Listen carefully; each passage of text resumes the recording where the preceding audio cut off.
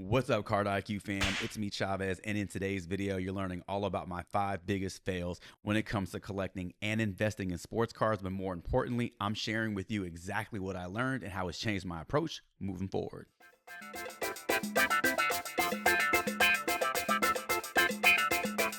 Who said you couldn't be the greatest? Knock 'em out like Tyson, be rich and famous, get cars, put primo in the All right, let's kick this off with fail number 1, and that's letting my personal bias guide my card selection. What do you mean by that? And what I mean by that is choosing cards based off personal preference and not paying any attention to the market demand. Early on, I prioritized players and teams that I liked, but they didn't always have the strongest market appeal. While these cards had sentimental value, they lacked resale potential.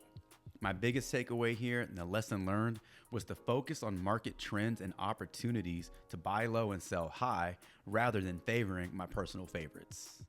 All right, moving on to fail number 2, and that's solely relying on retail product to build my collection. Now, the pros of retail product is that it's widely accessible and the price point is usually pretty low and friendly. However, retail boxes often have lower odds for high value pulls compared to hobby boxes. Now, while I've had my occasional big hit, I've also been hit with tons, and I mean tons of base cards that hold little value. What you see here is a fraction of what I used to have. I've done a pretty good job of condensing this mess. My biggest takeaway here is that hobby boxes may cost more upfront, but they often provide better odds for valuable pulls and a higher return on investments. All right, we're moving into fail number 3 now. This was such a big fail for me that I needed to break it down and split it up into 2 different parts. Now, when I first started grading cards, I made 2 big mistakes around value. The first mistake was not understanding the gap between different types of cards. And the second mistake was assuming grading alone could make any card valuable. Let's break these down.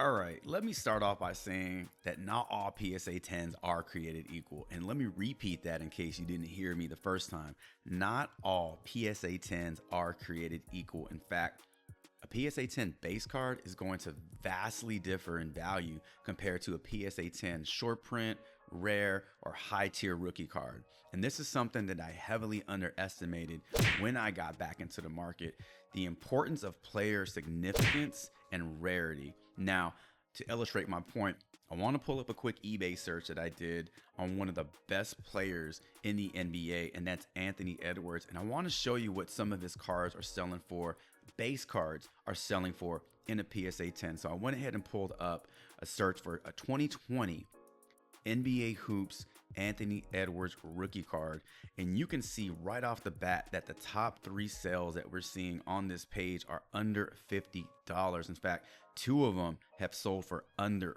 $40 because there isn't a great demand for this card. There's nothing really that sets it apart. It doesn't look cool. It's a very basic overprinted card.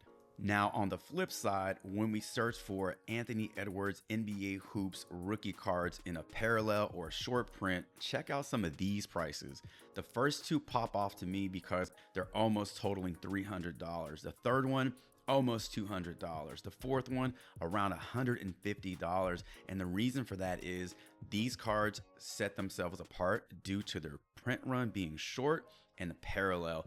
These are the types of cards that set themselves apart in the market. This is what the market wants. And so when we're comparing PSA 10s across the market, you can see that base cards, even though it's a great player, don't hold that value when you compare them to PSA 10s in super short print, high tier rookie cards, and parallels.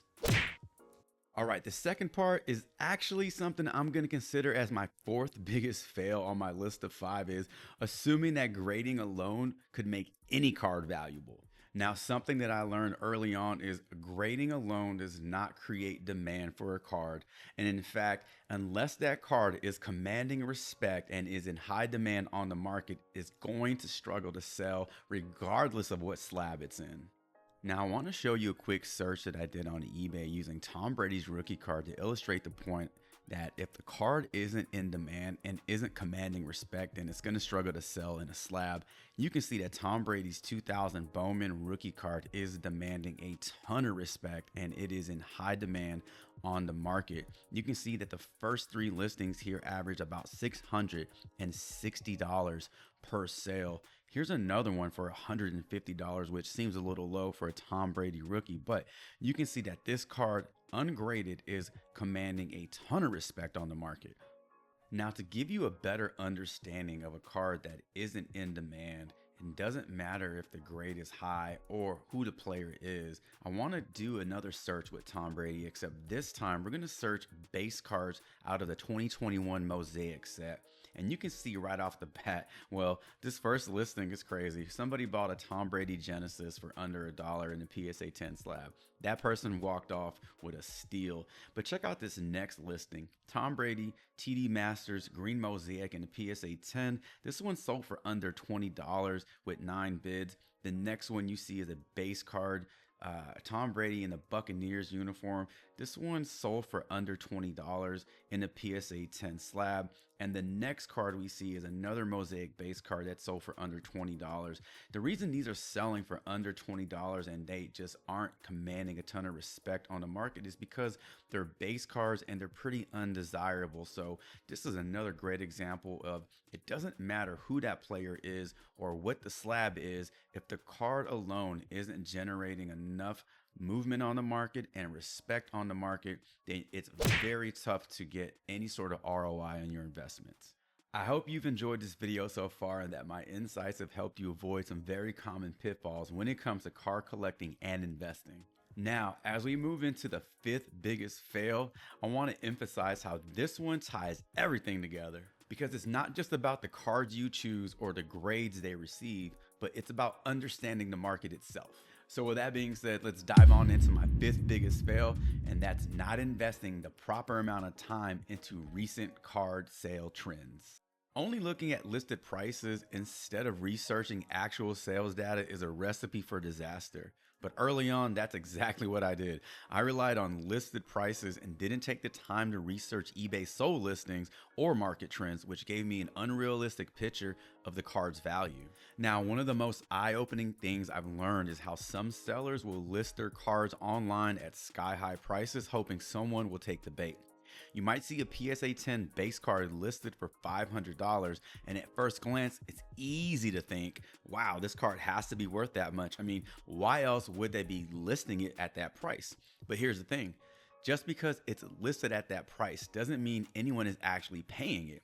And without looking at actual sales data, you could end up overestimating a card's value and making poor decisions. That's why I rely on tools like eBay sold listings and CardLadder to research real trends. These tools give you the truth about what cards are actually selling for, and they help you avoid falling into the trap of basing your expectations on inflated listings. And here's a great example of that. Now, I'm pulling up a search I did on eBay for a 2020 Illusions base rookie card for Joe Burrow. And here you can see one listed at $40. We're going to keep scrolling down because there are a couple of other listings we can check out. You'll see one for $3. There's one for $14.99, but let's look at this one, $34.95 for Joe Burrow's rookie card. Maybe you feel that's accurate based off how he ended the season and him being one of the best young quarterbacks in the league, no doubt. But I really think we have to dig deeper on this one because listed prices aren't always true to what's being sold. Now, let's check out the sold items here and let's make sure that we're only searching for ungraded base rookie illusion cards. And you can see that the first few that pop up are well under that $34.95 asking price, $125, $2, $1. We're going to see a couple of other ones down here. There's one for $6, and that's about your ceiling on this card. So this is a great example of what's being asked for isn't always a true price for a card. And without the proper research, you'll end up making super poor decisions. Now, my biggest lesson learned here is understanding market trends isn't just a nice to have, but it's a critical foundation in smart decision making when it comes to your card collecting and investing. By consistently researching tools like eBay sold listings and CardLadder, you can separate fact from fiction and get a clear picture of a card's true value. Don't just rely on what's listed, Build a habit of checking actual sales data to guide your buying and grading decisions. The more informed you are, the better position you'll be to make profitable moves.